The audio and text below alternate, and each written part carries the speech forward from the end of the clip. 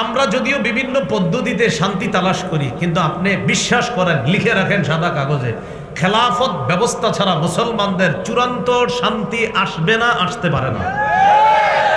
এই জন্য মুসলমান খেলাফত ব্যবস্থার দিকে এগিয়ে যেতে হবে। এখন খেলাফত প্রতিষ্ঠিত হবে কিভাবে বলেন? খেলাফত প্রতিষ্ঠিত হওয়ার শর্ত দুইটা। বলেন তো, খেলাফত প্রতিষ্ঠিত হওয়ার শর্ত কয়টা? বলেন। ঈমান, নেক আমল। বলেন ঈমান, নেক আমল। ঈমান এবং নেক আমলের, বলেন,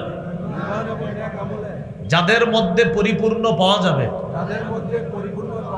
তাদের জন্য আল্লাহ তিনটি ওয়াদা করেছেন। এক নাম্বার, খলিফা বানাবেন।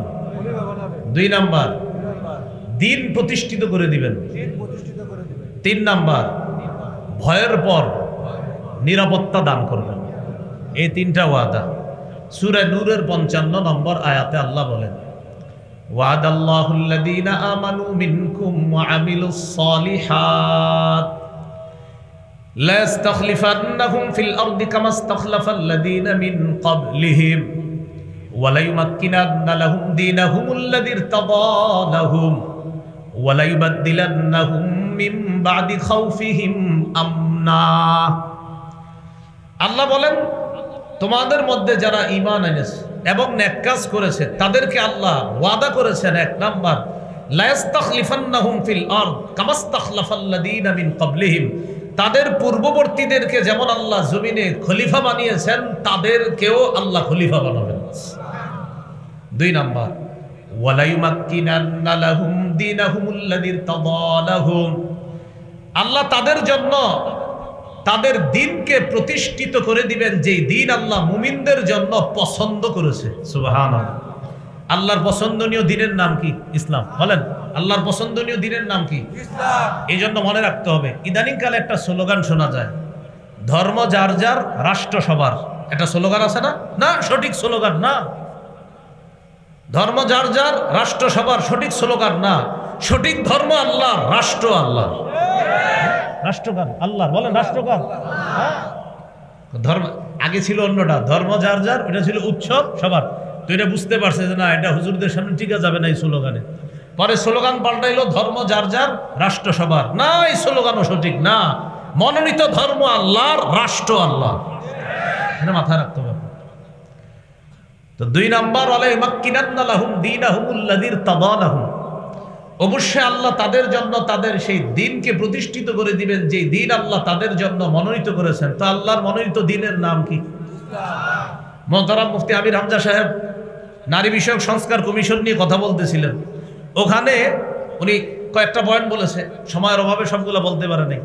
একটা পয়েন্ট আছে এমন, সেখানে তাদের দাবি হলো সংবিধানের শুরুতে নির্দিষ্ট কোনো ধর্মকে অনুসরণ করা এটা দরকার নাই, এটা প্রয়োজন নাই। মানে সরাসরি বলে না ইসলামের কথা, বলতেছে নির্দিষ্ট কোনো ধর্মের অনুসরণ করা কি দরকার, মানে বিসমিল্লাহ বাদ দেন।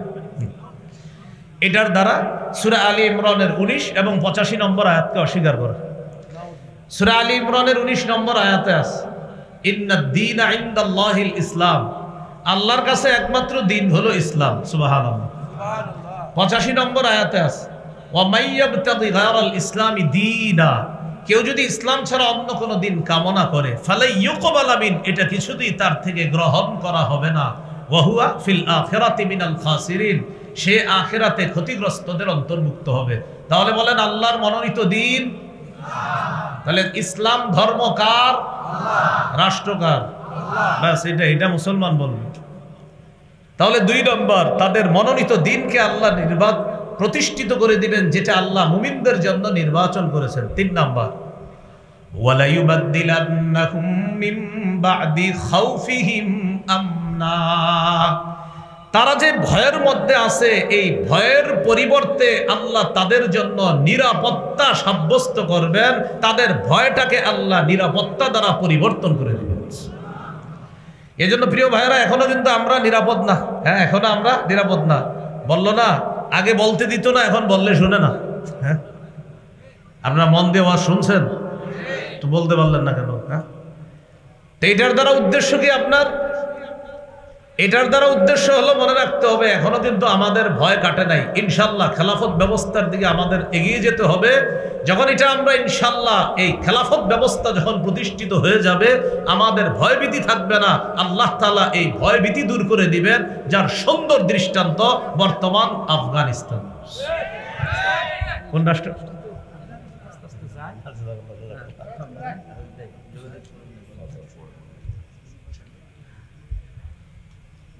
তো এখন ঠিক আছে ঠিক আছে ঠিক আছে ঠিক আছে।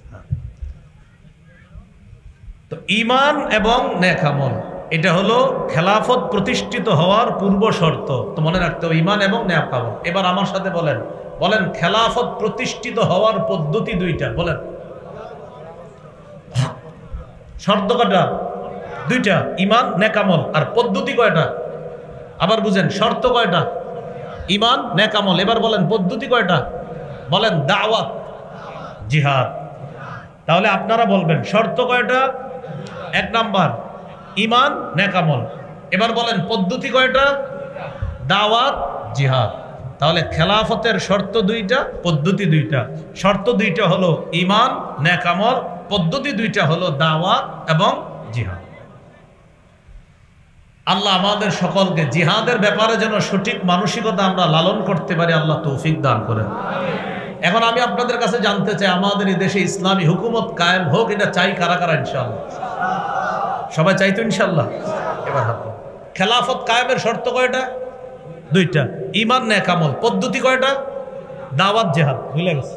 খেলাফত কায়েমের শর্ত দুইটা, একটা হলো ঈমান নেক আমল, আর পদ্ধতি দুইটা, দাওয়াত, জিহাদ। খেলাফত কায়েম হোক, এটা আমরা সবাই চাই। আমাদের দেশে যেন আল্লাহ ইসলামী হুকুমত কায়েম করে দেয়, আমরা আল্লাহর কাছে দোয়া করব। আল্লাহ আমাদের সকলকে যে কথাগুলো শুনলাম বললাম, বিশেষ করে মুসলিম শাসকের যে গুণাবলী, আল্লাহ আমাদের এই দেশে যেন ইসলামী একটা রাষ্ট্র ব্যবস্থা, এই দেশটাকে আল্লাহ বানায়া যেন আমাদের দেশে এমন শাসক আল্লাহ তৈরি করে দেয়।